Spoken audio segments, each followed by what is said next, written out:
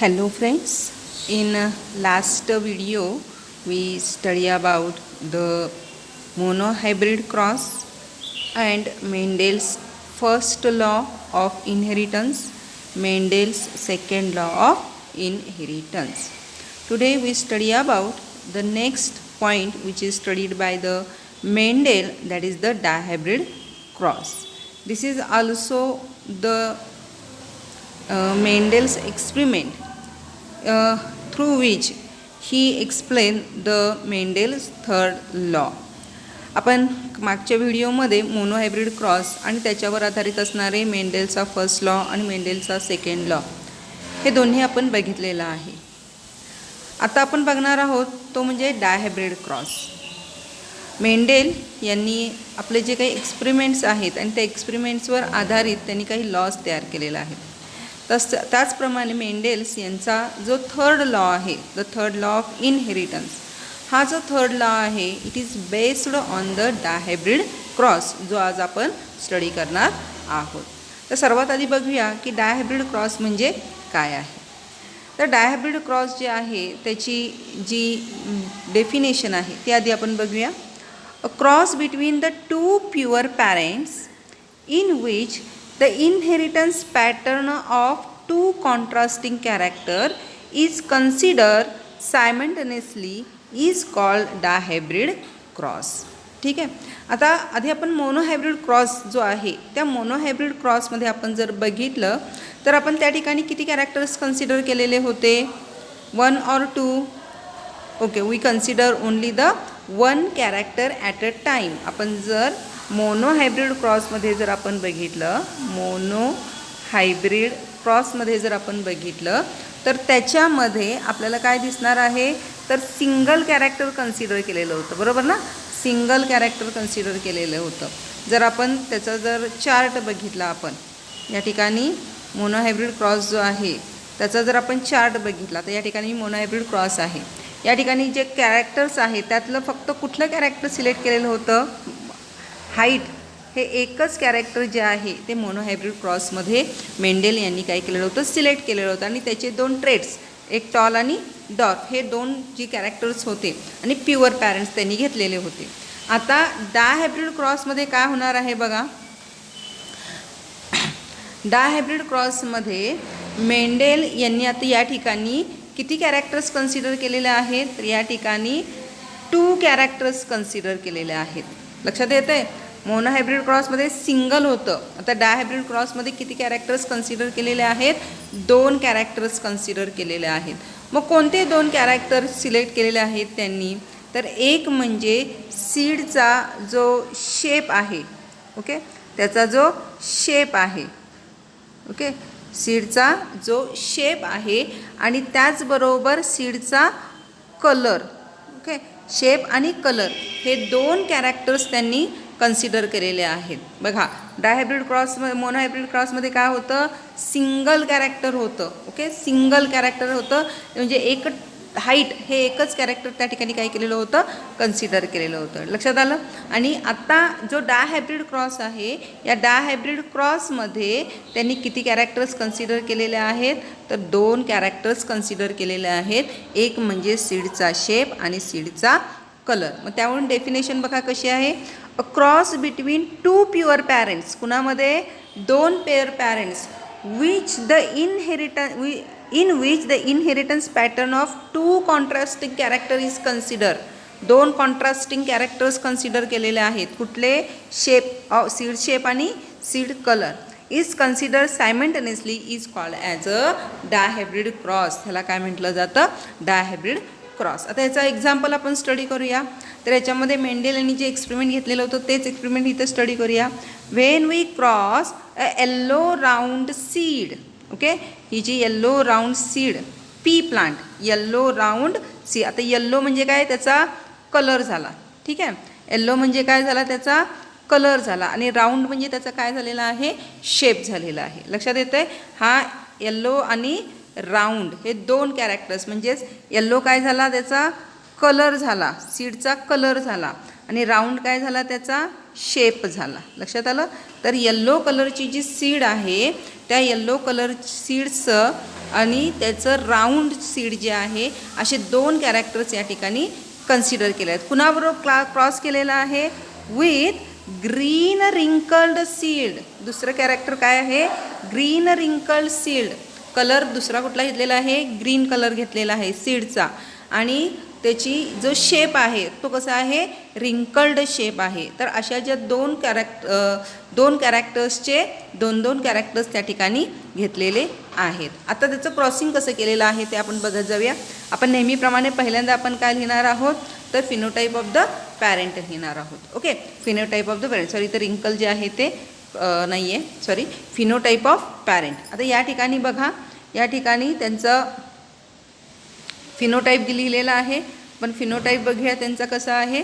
ठीक आहे, yellow round. पहिला पॅरेंट कुठला घेतलेला आहे? येल्लो राऊंड घेतलेला आहे. आणि दुसरा जो आहे तो काय घेतलेला आहे? पॅरेंट ग्रीन रिंकल्ड घेतलेला आहे. लक्षात आलं? लक्षात येते ना? येल्लो राऊंड हे काय झालेलं आहे? शेप आणि कलर झालेला आहे. इथं सुद्धा ग्रीन आणि रिंकल काय झालेला आहे? कलर आणि शेप झालेला आहे. तर हे त्यांचं काय आहे? एक्सटर्नल ॲपिअरन्स आहे, ज्याला आपण फिनोटाईप म्हणतो. मग या ठिकाणी येल्लो राऊंड हा मे बी फिमेल असेल पॅरेंट, आणि ग्रीन रिंकल हा मे बी काय असणार आहे? मेल पॅरेंट असणार आहे. त्यानंतर त्यांचे जिनोटाईप्स दिलेले आहेत. येल्लो राऊंडचा जिनोटाईप दिलेला आहे कॅपिटल वाय कॅपिटल वाय, आणि त्याचबरोबर कॅपिटल आर कॅपिटल आर. येल्लोचा कॅपिटल वाय, राऊंडचा कॅपिटल आर. लक्षात येते? It is cross with the green colour and wrinkled seal. म्हणून त्यांचा जिनोटाईप काय आहे? Capital Y, sorry, small Y small R. हे त्याचं काय झालेलं आहे? जिनोटाईप झालेला आहे. आता त्याचे गॅमेट्स घ्यायचे आहेत. तर आपण इथं 2च गॅमेट्स खाली घेतोय. आता एक वाय घेतोय आणि एक आर घेतोय. इथे स्मॉल वाय आणि स्मॉल आरमध्ये सुद्धा एक वाय आणि एक आर घेतोय. मग त्यांचं क्रॉसिंग होणार आहे. क्रॉसिंग होऊन F1 जनरेशनमध्ये जो आपल्याला ऑफस्प्रिंग मिळणार आहे, F1 जनरेशनमध्ये जो ऑफस्प्रिंग मिळणार आहे तो काय असणार आहे? Capital Y small Y capital R small R. मग आता हे काय झालं? हायब्रिड झालेलं आहे, बरोबर ना? हायब्रिड असणार आहे. कारण इथं जर आपण बघितलं तर 2 वेगवेगळे आहेत, इथं जर 2 बघितलं तर 2 वेगवेगळे आहेत, आणि दोन्ही काय झालेले आहेत? वेगवेगळे. म्हणजेच काय झाला? F1 हायब्रिड त्या ठिकाणी तयार झालेला आहे. अँड दिस एक्सटर्नल ॲपिअरन्स जो आहे, त्याचा फिनोटाईप जो आहे तो कसा असणार आहे? येल्लो राऊंड असणार आहे. ठीक आहे, आता आपण काय बघणार आहोत? तर यांचं सेल्फिंग आता बघणार आहोत. नेहमी जसं मेंडेल यांच्या एक्सपेरिमेंटमध्ये असणार आहे, त्यांचं सेल्फिंग करायचं आहे. इथं लक्षात येते ना? पहिल्यांदा आपण काय करतो? इथं क्रॉसिंग करतोय. ठीक आहे, पहिल्यांदा आपण काय करतोय? त्यांच्यामध्ये क्रॉसिंग करतोय. या ठिकाणी आपण जर बघितलं तर इथं क्रॉसिंग आहे. ओके, इथं क्रॉसिंग आहे म्हणजे क्रॉस पॉलिनेशन होतं. आणि इथं आता आपण सेल्फिंगमध्ये काय करतोय? तर त्याचं सेल्फ पॉलिनेशन करतोय, बरोबर ना? सेल्फ पॉलिनेशन आपण करतोय. ठीक आहे, आता आपण त्यांचं सेल्फिंग झाल्यानंतर कसं असणार आहे बघा. त्यांचे गॅमेट्स तयार होणार आहेत. सेल्फिंग होत असताना अशा पद्धतीने गॅमेट्स तयार होणार आहेत. Capital Y capital R, capital Y small R, small Y capital R, small Y small R. बरोबर? तर अशा पद्धतीने त्याचे गॅमेट्स तयार होणार आहेत. तर ते गॅमेट्स कसे तयार होतात बघा. आपल्याकडे कसं आहे? कॅपिटल वाय, बरोबर, आणि capital R, small Y capital R small R. बरोबर, अशा पद्धतीचे गॅमेट्स आहेत. म्हणजे एकूण किती गॅमेट्स तयार होतात? 4 गॅमेट्स त्या ठिकाणी तयार होणार आहेत. बरोबर, 4 आहेत म्हणजे 4 गॅमेट्स. आणि म्हणून या ठिकाणी प्रत्येकाचं जर पेअर, प्रत्येकाने त्याच्याबरोबर 2-2 असलेच पाहिजेत. प्रत्येक गॅमेटमध्ये 2-2 त्याचे कॅरेक्टर्स असले पाहिजेत. म्हणून त्या ठिकाणी आपण काय घेतलेलं आहे? गॅमेट दाखवताना आपण 2-2 त्या ठिकाणी घेतलेले आहेत. तर हे एक पॅरेंट आहेत, फिमेल पॅरेंट एक आहे आणि एक मेल पॅरेंट एक आहे. या ठिकाणी चेकर बोर्ड दाखवलेला आहे, किंवा यालाच प्युनेट स्क्वेअर असं म्हटलं जातं. ओके, यालाच काय म्हटलं जातं? प्युनेट स्क्वेअर असं म्हटलं जातं. परीक्षेमध्ये तुम्हाला प्रश्न विचारला जाऊ शकतो. Explain the dihybrid cross with the Punnett square, किंवा कुठलाही तुम्हाला एक्सपेरिमेंट त्या ठिकाणी दिलेला असतो. आता या ठिकाणी yellow round seed is cross with the green wrinkled seeds. Explain its dihybrid ratio, its ratio and phenotypic ratio and the genotypic ratio, असा प्रश्न त्या ठिकाणी येऊ शकतो. मग त्यासाठी आपल्याला हा प्युनेट स्क्वेअर जो आहे तो आपल्याला काढता आला पाहिजे. आता इथे F2 जनरेशन आपल्याला काढायचं आहे. म्हणजेच यांचं जे सेल्फिंग होणार आहे, ते सेल्फिंग होताना जे गॅमेट्स आहेत ते आपल्याला डिटेलमध्ये आपल्याला जर लिहायचं असेल तर हा आपण प्युनेट स्क्वेअर या ठिकाणी लिहिलेला आहे. आता हा प्युनेट स्क्वेअर आहे. या ठिकाणी capital Y R, capital Y small R, small Y capital R, small Y small R. बघा, capital Y small capital R, capital Y small R, small Y capital R, small Y small R. तसंच या बाजूला फिमेल्सचे आपण जे gametes आहेत, capital Y small capital R, capital Y small R, capital Y small Y small R आणि परत small Y small R. Okay, these are the gametes of the female. आता यांचं क्रॉसिंग होणार आहे आणि क्रॉसिंग होऊन आपल्याला एवढे सगळे जे ऑफस्प्रिंग्स जे आहेत ते आपल्याला F2 जनरेशनमध्ये मिळणार आहेत. एकूण किती मिळणार आहेत आपल्याला? प्रत्येक ह्याच्यामध्ये आपण 4 बघितले. 1 2 3 4 5 6 7 8 9 10 11 12 13 14 15 अँड 16. म्हणजे एकूण किती आपल्याला ऑफस्प्रिंग मिळणार आहेत? 16 ऑफस्प्रिंग मिळणार आहेत.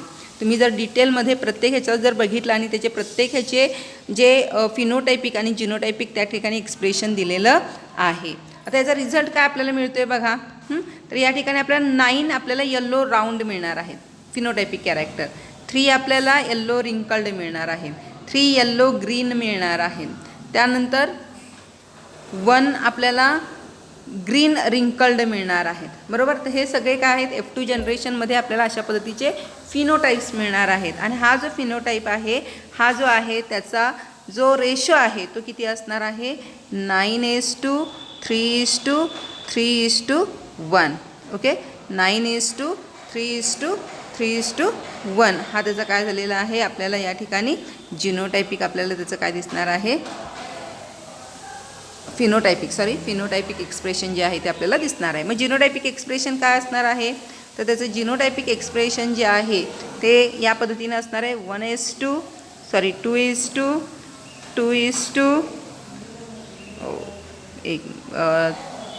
अशा पद्धतीने. म्हणजे जिनोटायपिक रेशो जो आहे तो जिनोटायपिक रेशो आपल्याला या पद्धतीनं खाली आपल्याला त्याचा मिळणार आहे. तर आपण अशा पद्धतीनं हा डायहायब्रिड क्रॉस आहे त्याची जी डिटेल इन्फॉर्मेशन जी आहे त्याच्याबद्दल स्टडी केलेली आहे आपण. नेक्स्ट लेक्चरमध्ये आपण याच्यावर असणारा जो बेस्ड असणारा जो लॉ आहे मेंडेलचा तो आपण याच्यामध्ये स्टडी करणार आहोत. थँक्यू.